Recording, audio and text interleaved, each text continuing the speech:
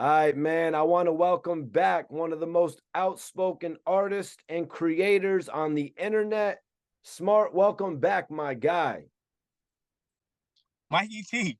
Yo, listen. So, I don't know if you've been thinking about this. I don't know if you've been aware of this, but I definitely see you like reaching Joe Rogan's level because you have this um uncanny ability to talk to different people from different walks of life, right? And a lot of people who look like you, they don't really give a fuck about the culture, right? So it's kind of like this culture vulture, weird kind of interrogative, trying to get people caught in indictments, kind of approach to their content creation. But you know, what I mean, you know, you don't have that. I think you're clever. I think you're cunning. I think you're witty. I think this is going to be your true breakout year. I think you just have to like keep pushing it, keep pushing it, and keep creating content in your own way because you got a unique voice and a unique style of doing this here, my man. Damn, that's lit, man. I do appreciate that. Our first interview, we had some hits, but first, I really wanted to ask you, like, do you feel like today you have to talk about some extra, like, up, controversial stuff just to even get noticed on the internet? I don't do it for that though. I think my approach is I'm creating digital hieroglyphics, man. Right? And the content that I'm creating is going to be around forever and it's timeless because I'm constantly adding value.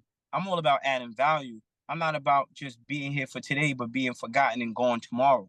Right? So I think going into anything, especially content creation or the business of content creation, you shouldn't have an expectation of going viral or getting hits or whatever. How are you adding value? How are you impacting people's lives? Right?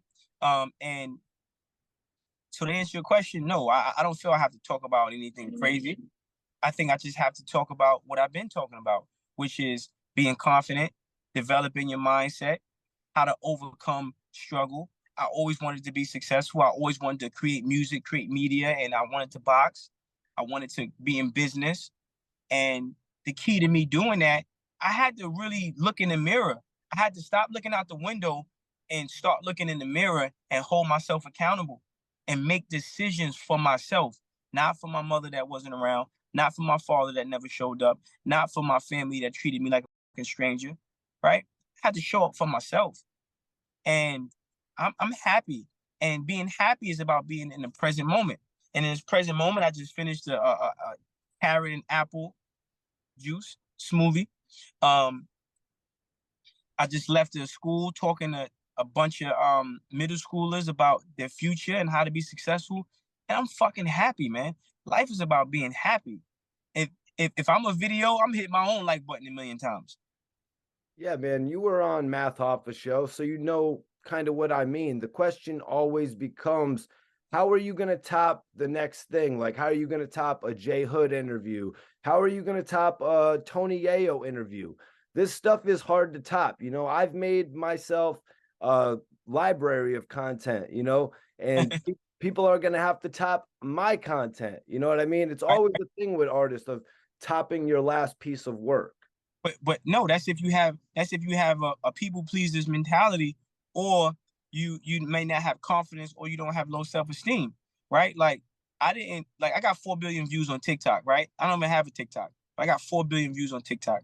I got a total of 8 billion views on YouTube. I mean, I'm all over the internet, right? And I never go into nothing thinking like, oh man, I speak from my heart. And I know what my intention is. My intention is to help my people do better. My intention is to help artists who are independent not sell their soul. You don't gotta do no goofy shit. You don't gotta do no weird shit, right? These are my intentions. My intentions is to add value, and I'm happy with that. And when you add value, look, I did a video, right? I did an interview with this lady in Long Island. Shout out to her. We got about 4 million views on this thing, right? And it just was a clip. I didn't go into it expecting nothing. I just went in there to add value. I think right now, what content creators should be focusing and centralizing their efforts around is, how do I add value? Like for you, for instance, how can you create interesting, informative, entertainment content? I'm gonna go back to watch a Cat Williams special because he's funny. I'm gonna go back to watch Kings of Comedy, Bernie Mac, because he's fucking funny.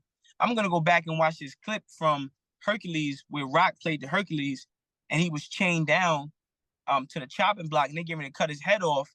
And the guy in the cell is like, which is his friend, he's like, who are you? Are you the myth? Are you the legend? Are you the man who killed the Hydra? Or are you who they say you are? Who are you? He's like, I am Hercules, right? And he breaks out of the chains. I watch that shit. I go back to watch that shit. Why? Because when I'm feeling down, that picks me up. When I feel overwhelmed, that video reminds me of what I overcame. I got a video and I'm talking about, you know, we can't take it with us when we gone, so we got to live life. I know I'm doing wrong, but damn, it feels right. We vibrate on a frequency. Emotions is a magnet. Thoughts manifest. Now you forced to take action, fail or fail faster. Endurance is a test. We only learn when we fall. Every no turns to yes. Take a deep breath. Don't become overwhelmed by the stress. Think about what you overcame. The situation will be next. Life is long. Live it, survive, move on to the next. I made mistakes. I'm a new man, but God gave me a second chance. No fear. I got to go for mine. The top is only for those who climb. So lonely road when you chosen. Never wait to be given roses. Grow your own. Stay focused. Your time is approaching. And treat family and friends the same when it's time to judge. Because you can see through water, but not through blood. What? Right? So that's some shit that's gonna be around longer than fucking Shakespeare. I didn't know when I wrote that shit that way that was gonna do what it did, but it's some fucking super powerful mantra that I created, right? That's gonna be it forever. So I'm saying all that to say this. You gotta add value, Mikey. You gotta add value. I don't give a fuck about who's clicking, who's liking, who's commenting, who's subscribing, unsubscribing, blocking. I'm gonna add value. When you watch me and you listen to me, you're gonna learn something that's gonna make your fucking life better. And that's the mark I'm leaving behind. I wanted to ask, were you supposed to be on the Math Hoffa My Expert Opinion show, or did the two of you have a falling out? At this point, I don't remember. I know me and Math always had a great relationship. I mean, I still watch his podcast to this day. I mean, I think what he's done is phenomenal. I think he was able to reinvent himself. I think he was able to do something that most people can only hope to do at the tail end of one part of their career, right? Like few people know how to reinvent themselves in a way that's better than where they reinvented themselves from. And don't get me wrong, he's a legendary battle rapper. He's a phenomenal battle rapper, one of the best, one of the GOATs. So he should be on the Mount Rushmore. You can pretty sure people will argue for him or advocate for him to be there. But the podcast is taking him to another level, and it's going to provide him with a different type of longevity. So shout out to Math Hoffa and my extra opinion. Yeah, man, you're definitely right about that. I'm one person that would say Math Hoffa was one of my favorite battle rappers. You know what I mean? Back in that early 2010 era. You know what I mean? I got the chance to actually tell him that to his face as well. Finally, Daddy spending time with me. You know what I mean? That was his, you know what I mean? Yeah, so Math had just got kicked out of battle rap when I first met him. You know, they had just banned him from URL after, punching dude in the face. What was it? The Sirius Jones fight at that point? Is that what got him banned? Yeah. I think I don't know, man. I don't know. I don't know his personal business, but shout out to Sirius Jones too. I mean, he's a great guy, super artist, so he's a legend too as well.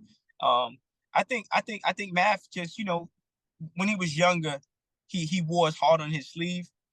So that works for him sometimes, works against him sometimes, but he was able to just like really, really focus his energy in a different, which is like, I admire people to do that because I know how hard it is to do. I also wanted to ask, what do you think about Math Hoffa removing Bigga Sean from his show?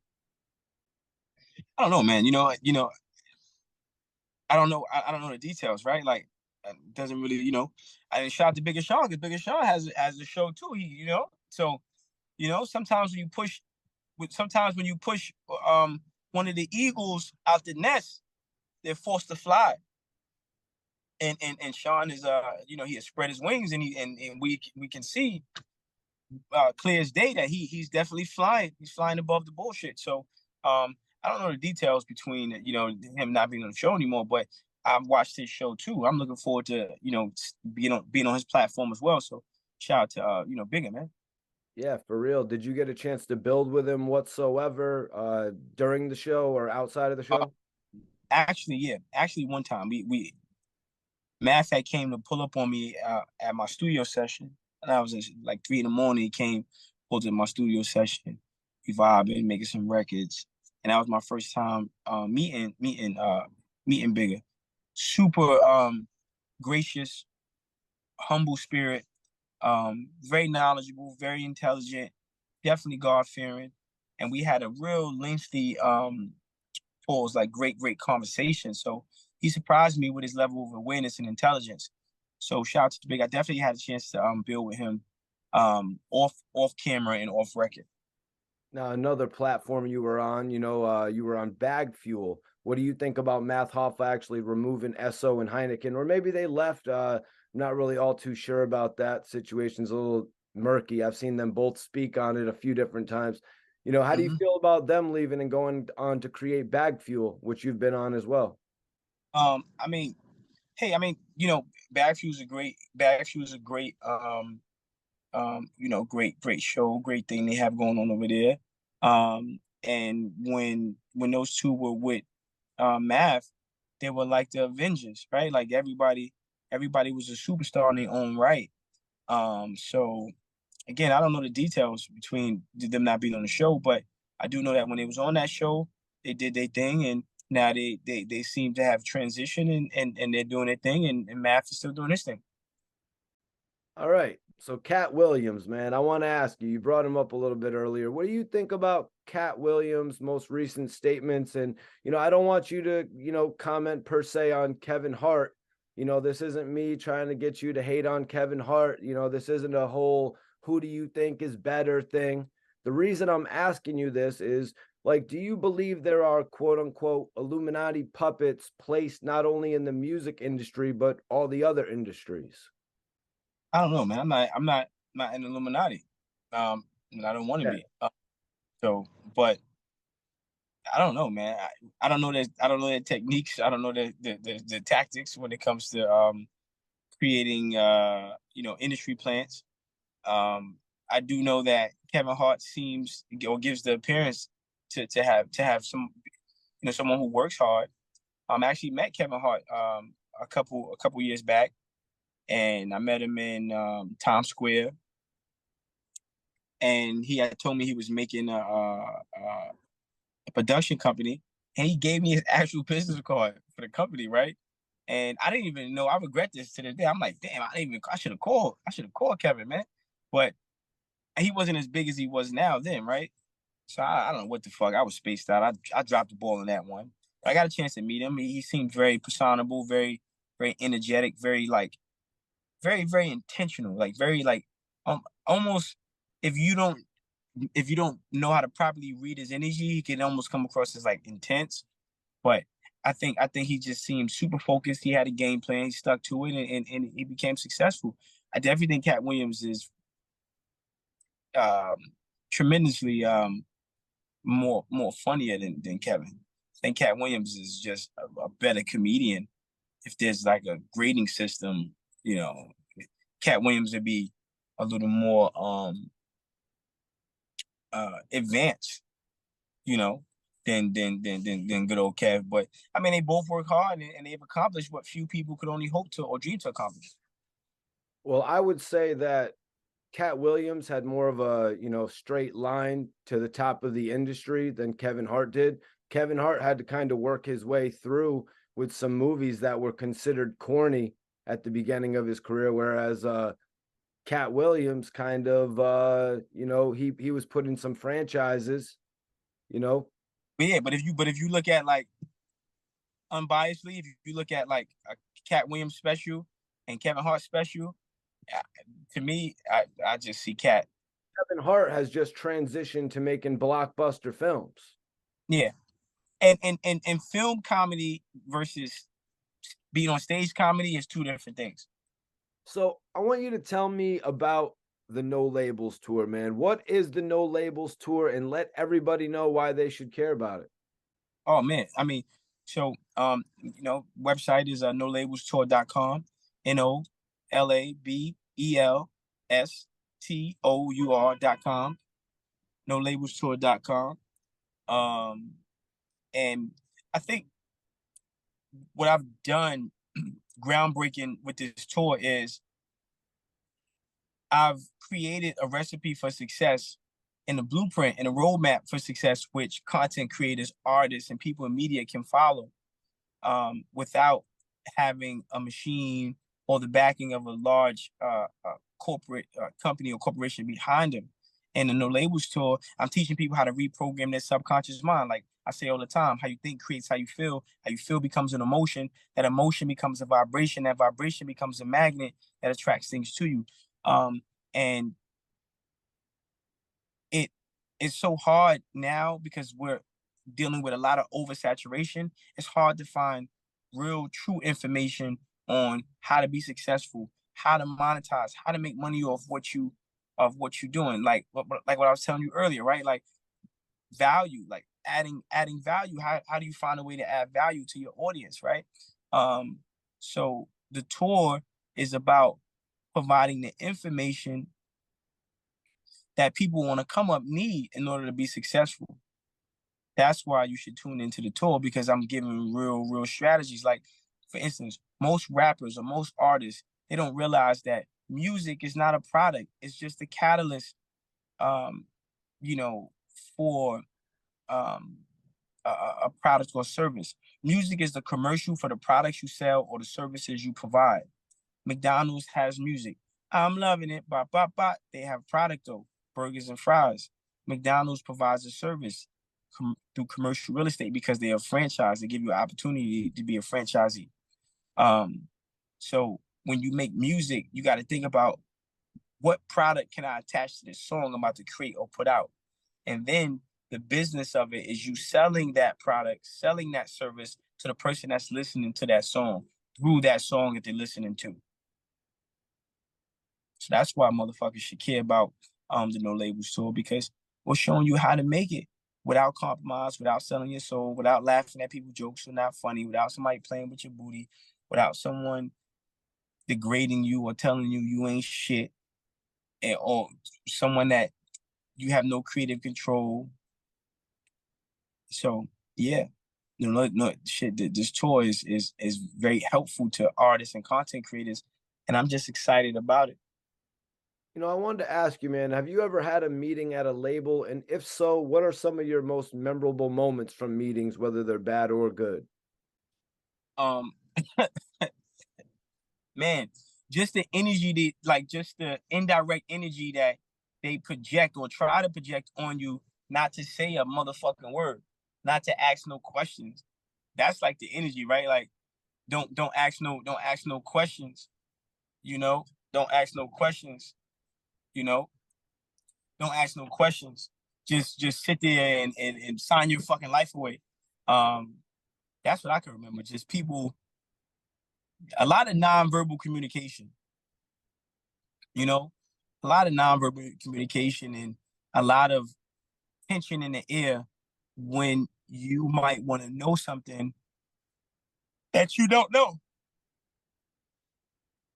So, yeah, that's what I can recollect from that experience. What did you think about the independent surge with labels like Koch, now renamed E1, and even Empire taking over? I mean, fuck them all, to be honest with you, right? Like, I'm competitive. These guys are my competitors. So, I'm more focused on growing my knowledge base, doing my due diligence and my understanding. So, I've found that a lot of record labels get their money from banks.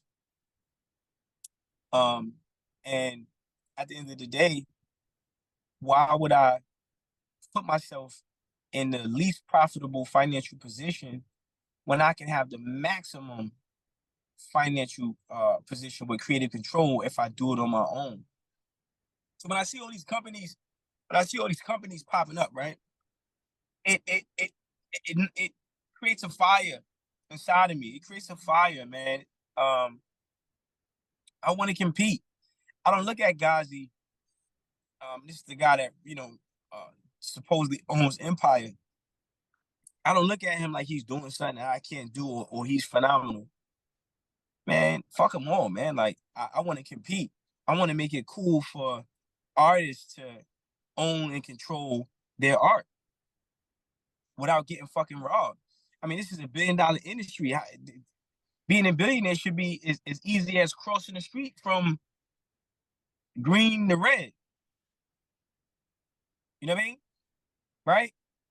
YouTube made over $100 billion in ad revenue.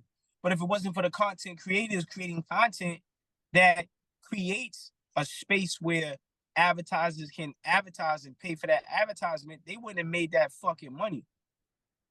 So I don't look at Larry Page and Sergey Brin like they're gods. I look at them as they're just extremely overpaid middlemen.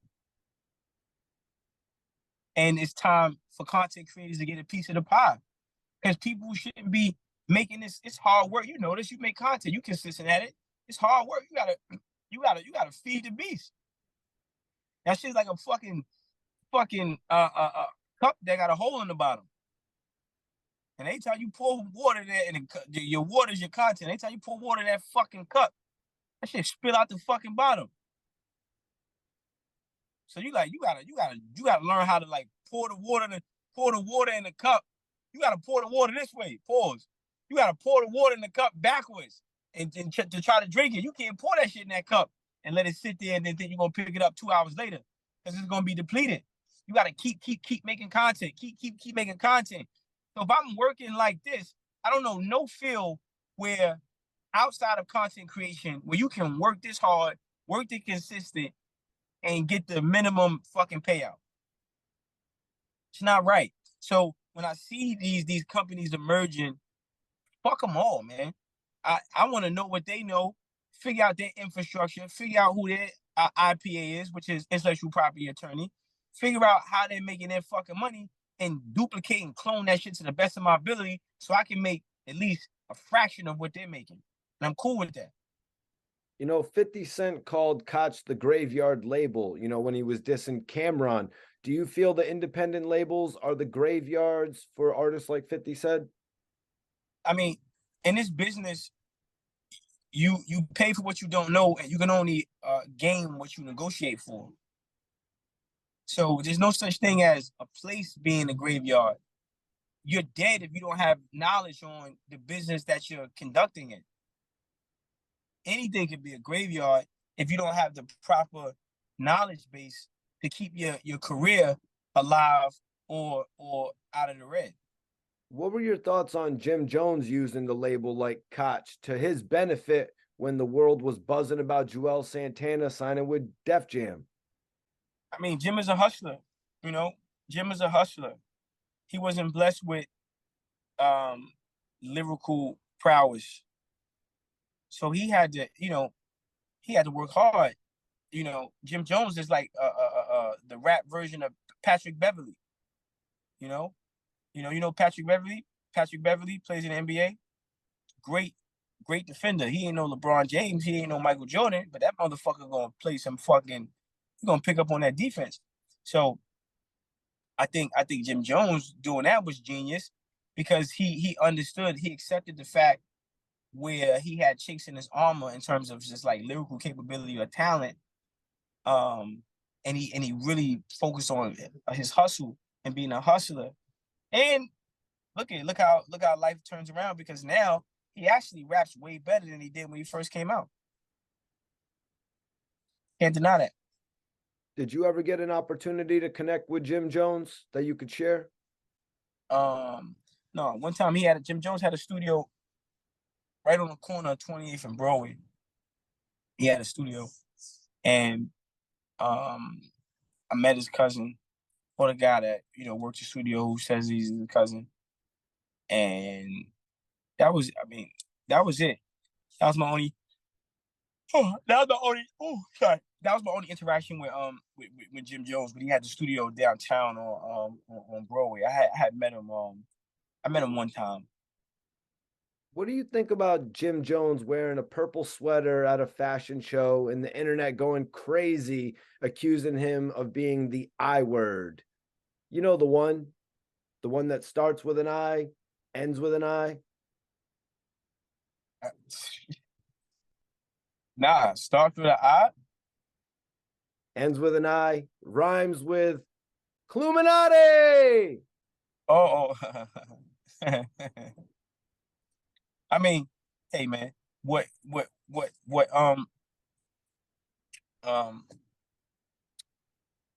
can I say? What makes Jim Jones what Jim Jones drink doesn't make me pee. And I think I'm more focused on the parallel path that I'm taking. And I think that a lot of times people get caught up in these guys' lifestyle, whether good or bad, is still these guys' lifestyle. So what Jim Jones is doing is maybe I don't know what he's doing, and I can't put a definition or title or associate my opinion on what he's doing. I don't fucking know, right? I don't know, and I can't say I really care. But I think Jim Jones is a phenomenal hustler, and he knows how to adapt. One thing Jim Jones has shown the world during the duration of his career is that he knows how to fucking adapt and find his way. He's a fucking hustler, man.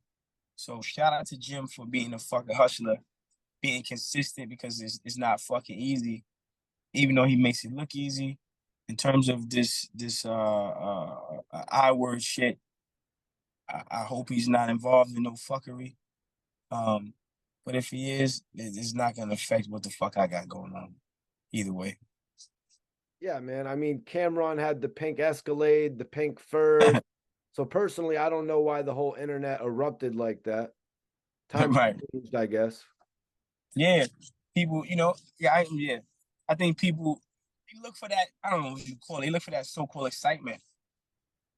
You know, they're looking for, you know, they're looking for that. They're looking for that gossip, that tea, whatever it is, right? They're always, you know, searching for it.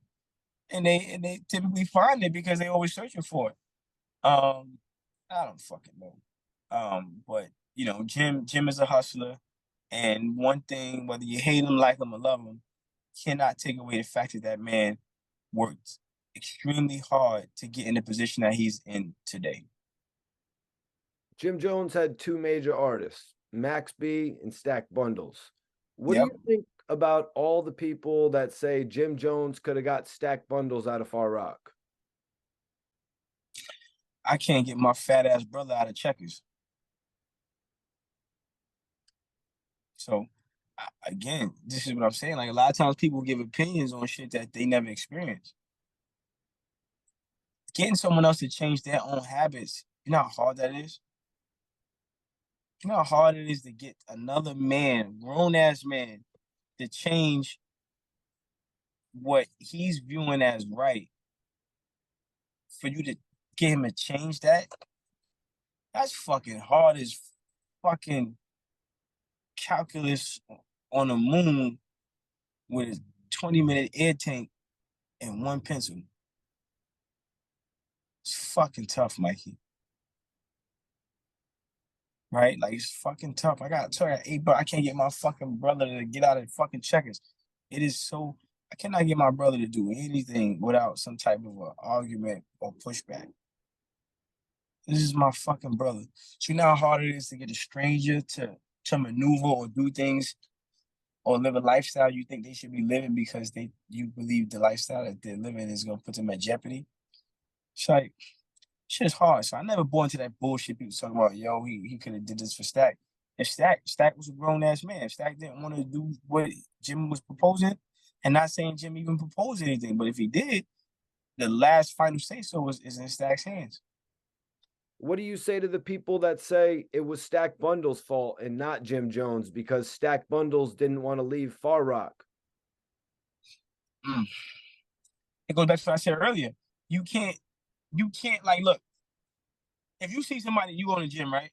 And you go to the gym and you work out for 2 hours and your body is looking amazing. And you get out, you go to the juice bar up the street to get some juice. And you see this fucking fat 685-pound lard ass fucking whale with legs and kneecaps in the snack section eating honey fucking buns. You're not gonna just get that person to stop doing that. It's a habit. Shit be habits, man. Habits are hard to fucking break. I still struggle with some habits. So imagine trying to get someone to leave a neighborhood they grew up in their whole fucking life. He just couldn't see it. And unfortunately, it cost him his life. I wanted to ask you, how do you feel about the way things played out with Max B and Jim Jones? Well, I just think it's unfortunate that Max B lost his freedom. I mean, I would love to see him, get released and be able to continue with his music career because he has impacted so many artists you see today, and his sound back then is what's relevant now. Whatever discrepancies him and Jim Jones had, I feel like making money should supersede that, right? I feel like Jim Jones is a hustler. He's learning to be, to be an executive. He's learning to be more of a commander in chief, and he's learning how to, boss up and be the big homie that he was, destined to be. I think Jim Jones, needs to continue growing, and I'm pretty sure he will. And because he has artists now. Shout out to Dice Peso, Keen Streets. Shout out to Vampire Life, VL family. So I just feel like it's unfortunate when two brothers have a disagreement, and what's at stake is billions of dollars, right? So I'm hoping that they can let bygones be bygones. They can, they can reconcile for the greater good of profitability, and also for Harlem, because Harlem always sticks together. So I just, I didn't like it. I wish they didn't have a fallout, and I wish Max B was still here, free to wave. Free Max B, man. Smart. I wanted to ask, do you think that Bird Gang could have been a legendary label? And when I say that, I mean played with the big boys, like the Bad Boys, the Death Rows, the So Defs. I mean, I still think it's an opportunity for it to be a major impact in music, right? Because the name is still there, the name is still alive, still, Bird Gang is still viable. Mel Matrix, be home sooner than later, and he didn't rat, so there's gonna be a huge fan base waiting for him to return, right? There's a lot of talented artists. Harlem is oversaturated with talent, so it won't be hard to put together these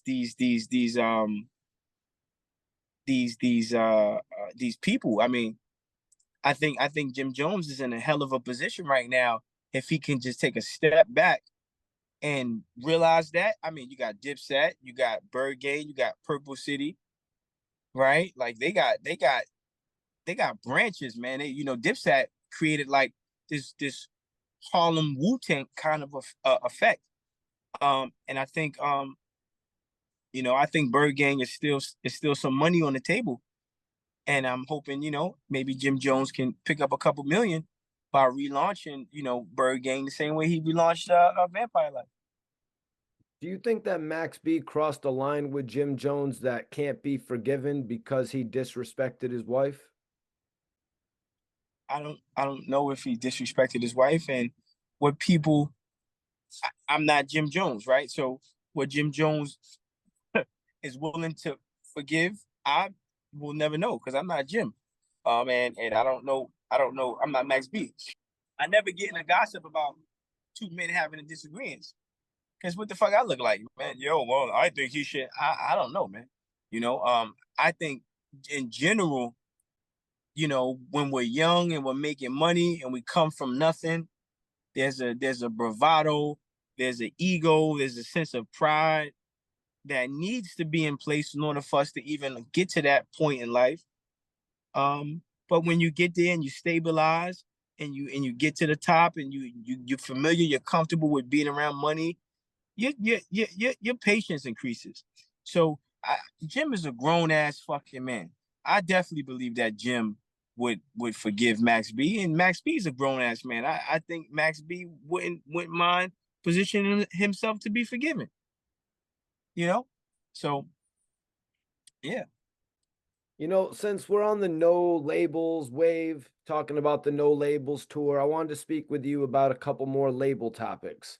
Recently, Diddy gave back all the Bad Boy artists the rights to their music. What's your thoughts on Diddy holding on to the rights for so long and now giving it back? Well, I look at it like having a car rental returning without a full tank. You got the car running off the lot. It was filled with gas to the top, and you drove that shit to Mexico and back, and you giving it back to me, and there's only 2 miles left on the joint. I don't know, man. I feel like every artist should know how to own their art. I think P. Diddy was just doing standard business, and the standard business for record labels is bad business. So I think Diddy, because he was an executive, he did the standard business, which is bad business. And I just feel like he had ample enough time to pay out those artists their just due. And it seemed like he chose not to, based upon the artists having interviews and sounding disgruntled. When it comes to money, though, better late than never. So I hope those artists that now have control over their catalogs and hopefully their publishing, if that's a real thing, then hopefully they're able to get the money that they're supposed to be getting. It's been said that Biggie was going to leave Diddy's label, the Bad Boy Records. How much do you think that would have hurt Diddy's label? Biggie was arguably the biggest star Bad Boy ever had. Again, I don't know. That's before my time. I'm a fan of Biggie Smalls. I think he makes phenomenal music. Sky's the Limit is one of my favorite Biggie songs. Sky is the limit, and you know that you can't have what you want, be what you want. Sky is the limit. Woo! What? Man, you know what I mean? Like, yeah, man. I'm a fan of Biggie, man. And that was before my time. So I don't know what I don't make assumptions, right? If I didn't hear the fart and I ain't in the room and I don't smell it, I ain't gonna say I listen. If I heard the fart, but I don't smell it, I can't tell you how bad it smells, man. If you play me a recording of somebody farting, I ain't gonna sit here and say, man, that shit stink. I don't smell the motherfucking thing, but this good ass YSL clone I spray on my seats every day. But yeah. It seems Young Buck has to sell his masters, the G Unit recordings that he's done for $750,000, maybe a little more, maybe a little less. How do you feel about that? And why do you think his relationship with 50 Cent turned to beef? Again, man, it's not my business. I don't know. I don't have the slightest idea. But if he was able to sell his catalog for that amount of money, hopefully, he can create some more catalog. Hopefully he can create a new business, get involved in maybe a real estate, a venture or something. I don't know. But I definitely think if you're able to make some serious money off of your words, that in itself is a blessing. And shout out to Young Buck, man. He's a very, very talented artist. And I don't think the curtain has closed on his career yet. But I don't know what's going on with him with 50. I mean, 50 is obviously, very, very focused on television right now. I think Buck just needs to, recalibrate, hit the reset button, get present, and just do what he do, because he's fucking tremendously talented, man. And shout out to my boy Charlie P. I don't know if him and Buck is still cool, but shout out to Charlie P. If you know, you know. Phenomenal, straight up stand up individual. So yeah. Charlie P, videographer, Charlie P 1080. Oh, okay, Yeah, Mikey T. my guy. That's my guy. Okay, Mikey. Okay, yeah. He's a solid dude. I remember when they came in, when they came into New York. I was driving them around, showing them little spots in New York and shit. Charlie's real good dude, man. Yeah, I mean, man, listen, I feel like Young Buck needs to just focus and just make music, make content, because he's talented. You can't when you cut a lane for yourself, you can always find some cookie dough and make some fresh batch of cookies, because you got the cutter, right? So Young Buck is a cut. You know what I'm saying? He's a cut. He created his own his own mold, right? Like he don't think of Young Buck acting like somebody else. He created, you know how hard that is to do, to be an individual in something that is a genre or an industry that is the most oversaturated industry on this planet, for you to stand out. And he's done that. I mean, he just needs to focus and tap into what made him who he was in the fucking beginning now, and he's gonna do very well. Shout out to Young Buck. Speaking of catalogs, Rick Ross was, dissing Young Buck over this, and he actually offered to buy Lloyd Banks and the whole G Unit catalog for $2 million, basically offering up $500K a piece between Buck, Banks, Yayo, and the G Unit Beg for Mercy album. What do you think about Ross making that offer? Yeah, I think the bet. Hold on, let me see. I don't know, man. I think that's just trolling and stuff like that, because G Unit sold some records, man.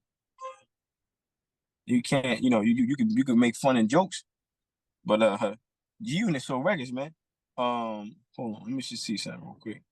I got a fact check for something real quick. Yeah, man. The Beg for Mercy album sold more than any Rick Ross or Maybach Music album ever released.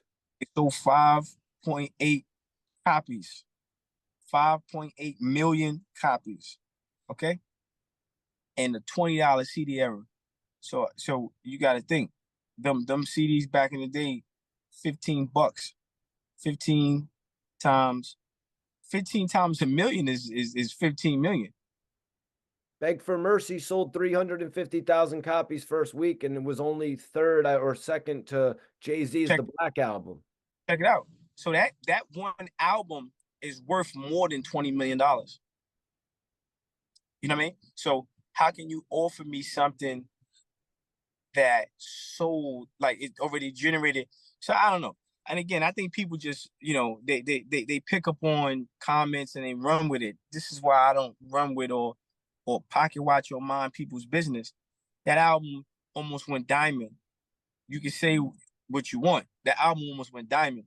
Those are real hard album sales, and they can tour that shit right now and sell out arenas. So, and Banks has a platinum album on his belt 2 times. You can say what you want, man. Guys got record sales. So you can say whatever you want, but you could say what you want, but the reality is them shits did numbers. And those were groundbreaking albums. We all know Pop Them Things and shit like that. So shout out to Banks, man. He's one of the greatest lyricists of all time. And shout out to Ross. He's okay lyrically, but he's a fucking hustler. So they all making money. So there's a little bit of gripe and grudge over there between the parties, but they're both successful tremendously on in their own rights. I want to ask you, man, what did you think about Hassan Campbell being shot in the Bronx River, when he went to his old hood doing a video? I got no comment on that, because that's dangerous, right? Like you know, when it gets off the internet, listen. I don't, man. I hope he's healthy. Hope he's safe, and you know, I'm glad he got a chance to make it home to his family because, you know, that's what matters. This internet shit dying over the internet or dying on the internet over the internet, that ain't it, man.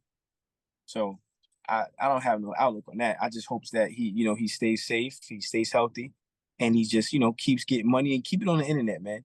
Keep it WWE. You know, we don't want to see we don't want to see Vince McMahon in the UFC cage.